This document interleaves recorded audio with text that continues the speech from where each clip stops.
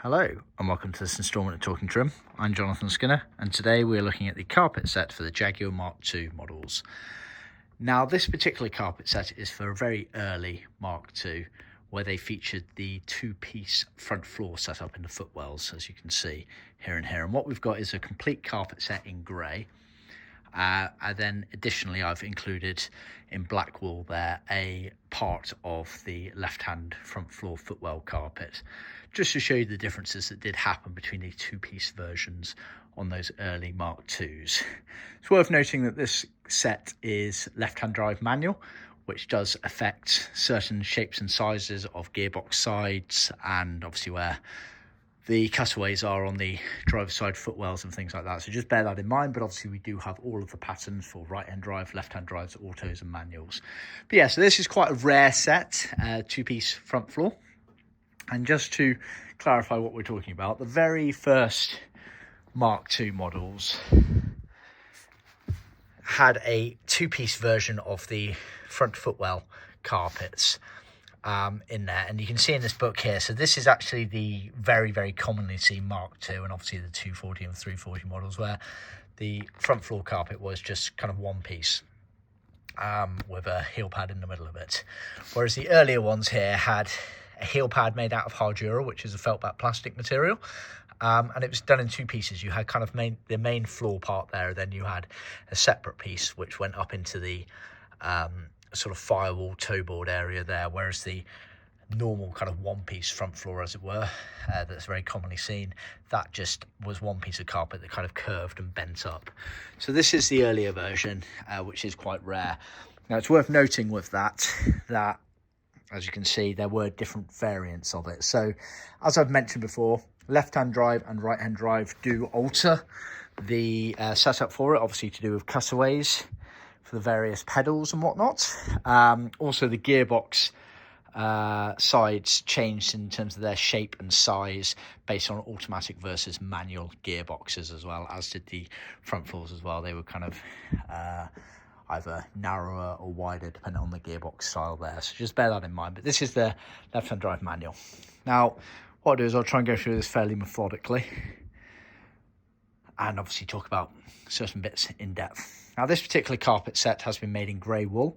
For all of our Mark II and sort of Jaguar models, we only offer wool as the kind of base standard carpet option. We do not offer nylon, as the cars do not deserve the element of putting a cheap nylon carpet in them. They deserve much more than that. So this is the premium wool that we offer, and it's in the grey shade. As you can see, we also offer Savile Grey, which is a darker shade of grey, and it's been edged in grey leather cloth.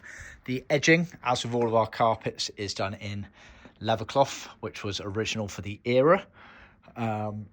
Not to be confused with vinyl, which a lot of other suppliers use out there, which does make the edging a bit more bulbous and obvious. Not a fan of it myself. And it's worth noting that the edging does not obviously appear on all of the pieces, but we do it to kind of OEM spec and then with a bit of common sense as well. And the general concept is that edging appears on any carpets where the actual edge is on show in the car. So for example, obviously the sort of front and rear floors, you have edging all the way round, but then things like the prop shaft tunnel at the back here, the gearbox sides up there, the sills here, they don't have any edging on them, or minimal edging in some cases, because obviously the sort of bottom edge here of the sill cover tucks underneath the front and rear floor carpet, so then the top edge tucks under the kind of door sill element of things. Same with the gearbox there. Certain parts of it tuck underneath the front floors, other parts tuck underneath the center console, as you can see here. So the general rule of thumb when everything is said and done is that no raw edge will be on show in the car, because it's all either tucked underneath an adjacent bound edge, or it's tucked underneath an adjacent panel and therefore out of sight. So that's the general concept there. So what we've got here, let me just maneuver my way around without treading on the carpets.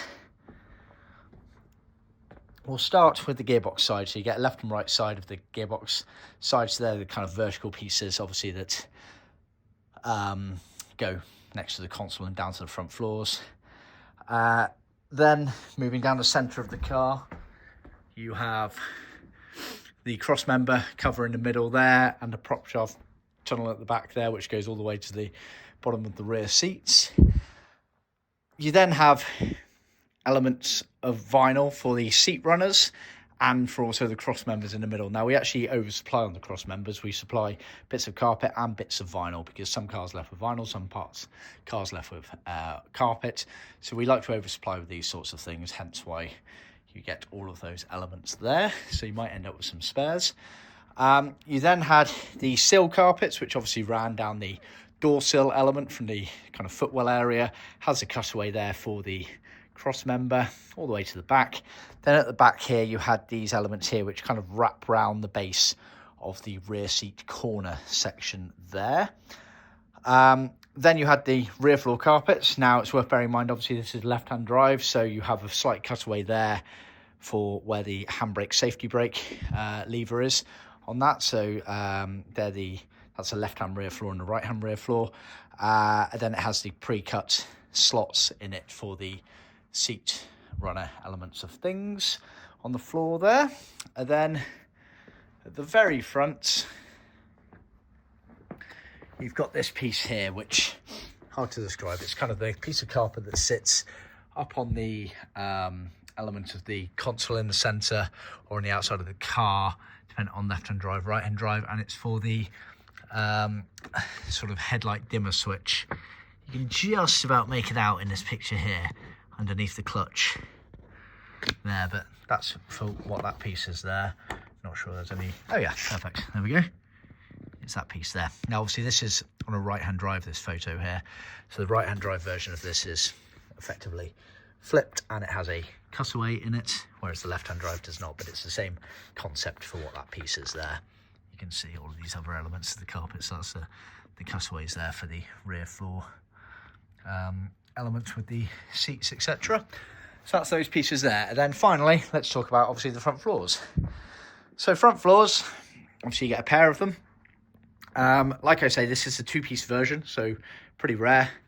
The one-piece version, do see our other videos for that version there, but it's effectively a carpet all in one piece with a Storvik plastic heel pad just centered up in the middle there. But the two-piece front floors, as per the early versions, you effectively had this piece here, which was effectively the toe board firewall element of things into the engine bay, and that sort of curves up round, edged all the way around apart from the bottom edge there, because that ends up being tucked underneath this piece here.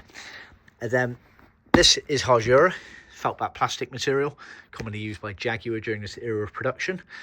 And that is effectively the heel pad, as it were. It's a nice robust material. And then that is sewn onto the rear section of the front floor, which is carpet, as so. Now, as you can see here, you have two different versions. So both of these are left-hand drive, but one of them has a cutaway for where the throttle accelerator pedal is mounted to the floor. The other one does not. And that is because some of the cars had what they refer to as organ-style throttle pedals, which meant they were completely suspended in the air. They did not have a joining factor on the very bottom of it. It's actually almost impossible to tell whether that one is or not, because you can't really clearly see it. But take my word for it, that basically some of the cars had an organ style, so the throttle pedal was completely suspended from effectively the firewall underdash area, and did not have a mounting on the floor of the car, on the footwell of the car, and therefore you did not need a cutaway, whereas other ones did have a cutaway mounted. And then that organically changed into the one-piece front floor, where, like I say, the whole thing was one piece of carpet. You just had a central heel pad, and they always had cutaways in them for the throttle mounting. So I believe that the very first Mark IIs effectively had the organ style, where you didn't have a cutaway. Then they kind of morphed into still a two-piece front floor, but with a cutaway. And then they morphed into the one-piece front floor, which always had a cutaway as well.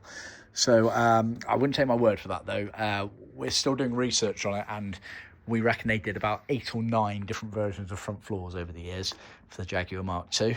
In fact, most of those appearing in the first 2 years of production. So, yeah, Bit of a minefield. But by all means, you know, if you've ended up with one of those rare Mark IIs and you've still got an original trim in it, please do keep me updated. We love to update our archive with up-to-date notes and whatnot, so let me know on that one. But that's basically the ins and outs of that kit.